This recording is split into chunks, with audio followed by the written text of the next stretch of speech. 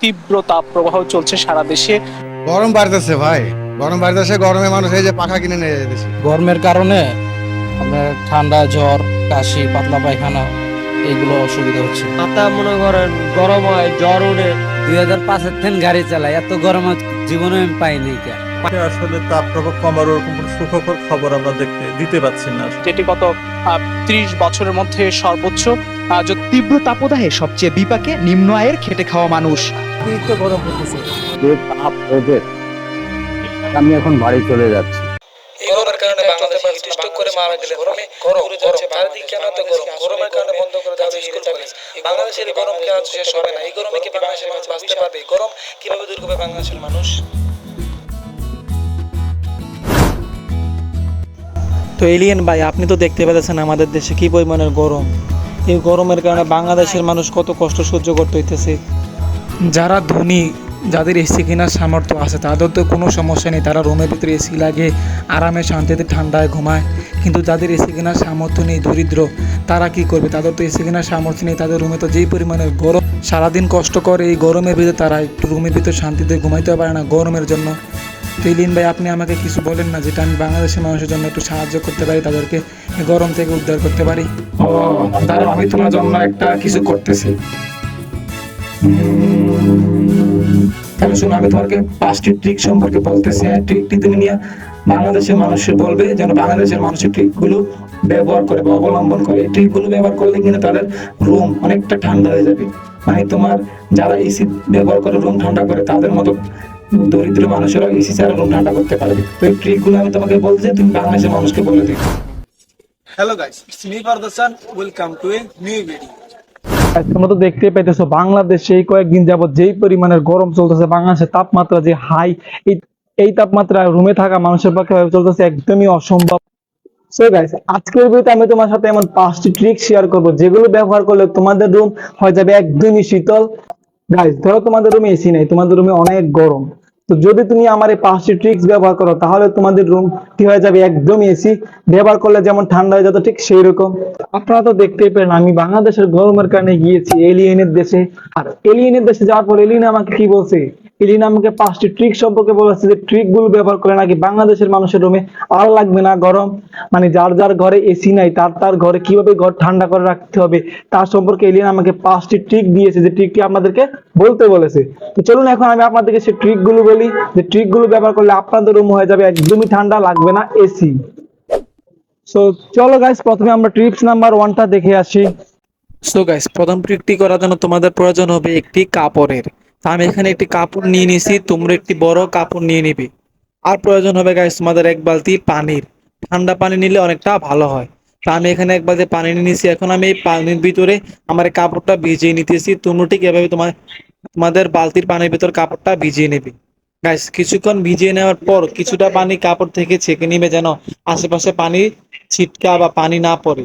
তো আমি এখানে কাপড়টা ছেঁকে নিতেছি। ছেঁকে নেওয়ার পর গাইস, এখন আমাদের মূল কাজ, এই কাপড়টিকে আমরা নিয়ে যাব আমাদের জানলার কাছে। জানলার কাছে নিয়ে আমাদের যে জানলার পর্দার স্ট্যান্ড আছে, ওইখানে আমরা কাপড়টাকে ভালো করে লম্বালম্বি ভাবে মেলে দেবো, যেন বাইরে থেকে বাতাস ভিতরের দিকে ঢোকার সময় এই কাপড়ে এসে লাগে। গাইস, যখন আমরা আমাদের এই ভিজা কাপড়টা জানলায় ছড়িয়ে দেব, তখন বাইরে থেকে যে গরম বাতাসটা আমাদের রুমের ভিতরে ঢুকবে, সেই বাতাসটা এই কাপড়ে লাগার কারণে কিছুটা ঠান্ডা হয়ে ভিতরে প্রবেশ করবে, যার ফলে আমাদের রুমটা আগে থেকে তুলনামূলকভাবে কিছুটা শীতল হবে।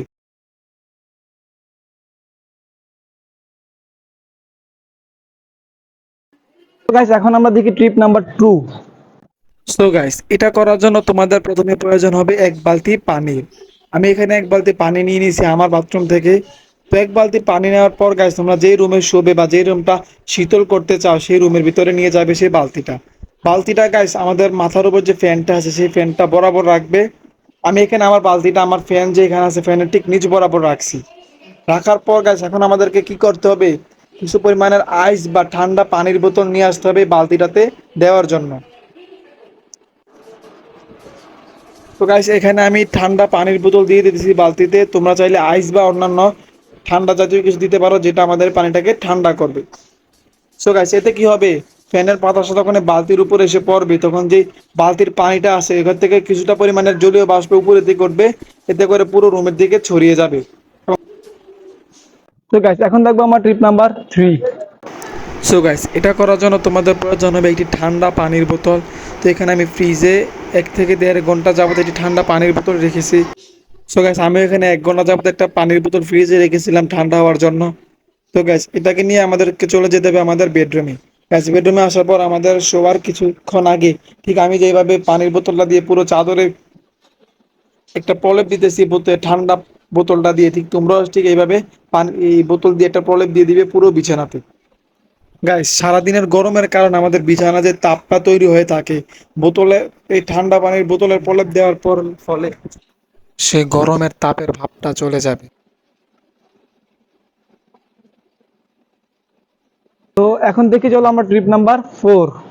সো গাইস 4 নাম্বার ট্রিকটা করার জন্য তোমাদের প্রয়োজন হবে কিছু পরিমাণের আইসের। তো এখানে আমি ফ্রিজে কিছু পরিমাণের আইস রেখে দিয়েছিলাম। তো এরপর প্রয়োজন হবে তোমাদের একটি ফ্যান, আর প্রয়োজন হবে একটি বাটি যেখানে তোমরা আইসগুলো ঢালবে। তো আইসগুলোকে একটি বাটির ভিতরে রাখবে, রাখার পর সেই পাত্রটাকে বা সেই বাটিটাকে তোমরা নিয়ে যাবে একদম ফ্যানের নিচে। তো আমি এখানে দেখাতেছি ফ্যানের ঠিক কোন জায়গায় রাখতে হবে। তো ফ্যানের ঠিক নিচ বরাবর, যেখানে ফ্যানের বাতাসটা যেই পাশটা থেকে বের হয়ে নিচের দিকে আসবে ঠিক ওই বরাবর রাখবে। রাখার পর গাছ সেটা কিন্তু তোমাদের শোয়ার ঘরে তুমি যে জায়গাতে শুবে ঠিক সেই জায়গাটা রাখবে। এতে করে যখন ফ্যান থেকে বের হওয়া বাতাসটা সেই বাটির বরফের উপরে পড়বে তখন সে বাতাসটা কিছুটা পরিমাণে শীতল ঠান্ডা হয়ে তোমার গায়ের দিকে আসবে।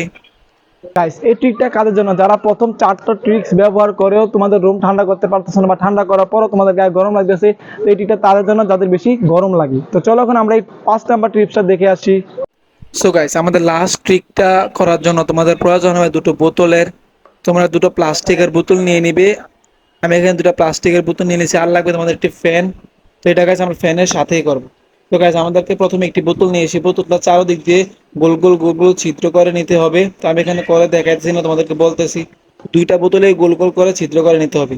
ছিদ্র করে নেওয়ার পর গাইস বোতলের যে নিচের অংশটা আছে সেটা আমাদের গোল করে কেটে নিতে হবে, যেন বোতলের ভিতরে আমরা কোনো কিছু রাখতে পারি। এরপর গাইস বোতলগুলোকে নিয়ে যেতে হবে তোমাদের ফ্যানের ঠিক পিছনের সাইডে, যেখান থেকে ফ্যানের বাতাসটা ফ্যানের ভিতরে ঢুকে। তো আমি যেখানে দেখেছি ঠিক এইখানে তোমরা 2 স্তরে 2টা বোতল বেঁধে নিবে। বেঁধে নেওয়ার পর গাইস বোতলের যে উপরের অংশটা আছে উপরের অংশ দিয়ে বোতলের ভিতরে কিছুটা পরিমাণের আইস দিয়ে দিবে। আইস দেওয়ার পর গাইস যখন তোমরা ফ্যানটা অন করবে তখন এই আইসটা কারণে ফ্যান থেকে যে বাতাসটা বের হবে সেটা নর্মাল তাপমাত্রা থেকে 2-3 গুণ বেশি ঠান্ডা হয়ে বেরে আসবে। তো এতে করে তোমাদের গায়ে সরাসরি ঠান্ডা বাতাস এসে লাগবে। সো গাইস এলিয়েনের দেশে যাওয়ার পর এলিয়েন আমাকে যে 5টি ট্রিক সম্পর্কে বলেছে, আমি তো তোমাদেরকে সেই ট্রিকগুলো বলে দিছি। এখন পালা দেশে গাইস ট্রিকগুলো তোমাদের ব্যবহার করা। ট্রিকগুলো ব্যবহার করে দেখো তোমাদের রুম ঠান্ডা হয় কিনা। আর আশা করি ভিডিও তোমাদের কাছে ভালো লেগেছে। যদি ভিডিও ভালো লেগে থাকে তাহলে অবশ্যই ভিডিওতে একটি লাইক করে দিবে আর চ্যানেলটিকে সাবস্ক্রাইব করে দিবে। সবাই সুস্থ থাকবে, ভালো থাকবে। দেখা হচ্ছে একটি নতুন ভিডিওতে।